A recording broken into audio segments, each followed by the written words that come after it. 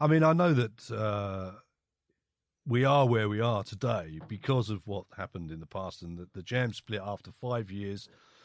It was a real shock, not only to myself and Bruce, but to John. It wasn't part of his vision. 6 months before we actually finished, we'd come away from a sort of a 2-week break, which we'd gone away on holiday or done whatever we were doing. And we went back into the studio to do some more recording because we were always working in one shape or another. It wasn't before anything specific. It was just another recording session.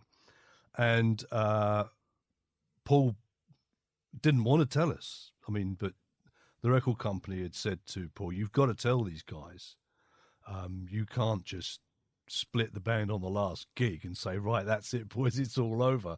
You've got to give them advance warning. I mean, we had contracts signed to do various shows and albums. We needed another album to finish off.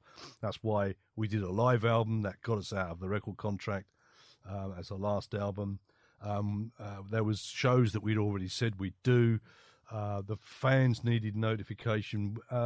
So it just simply wouldn't have been good enough to sort of just stop and walk away. I mean, that's just not the right thing to do under any circumstances.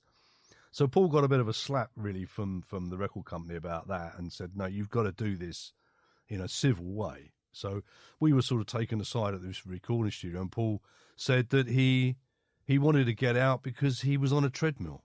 That was his thing. What do you mean by that? Well, I'm not absolutely sure, really. I mean, we tried to say to him, well, why don't you go off and do your thing, do your solo career, whatever you want to do, but don't burn the bridges of the band that we've built. There's absolutely no need to do that. I mean, if you still feel that way in a year's time, bands often do this. Bands often walk away for a year. They take time out and then they don't even necessarily publicise it. No, exactly. They just simply go quiet for a while, build up the demand, and then come back with something.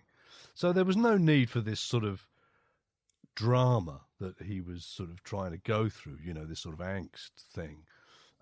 It was completely unnecessary. And he just tells you boys, I'm off. He said, yeah, we'll do the shows that we've got, and then that's it. We're finishing. So we, like gentlemen, we decided that we would carry on doing the shows that we had planned right the way up. And were you hitting the drum with less passion? No, complete opposite. I mean, the shows were probably better than they'd ever been. Were you nearly trying to prove it to him that we can keep going? You're trying harder. I don't know. I mean, I think for my part, I always thought he's going to change his mind. He's going to suddenly realise what he's dropping here.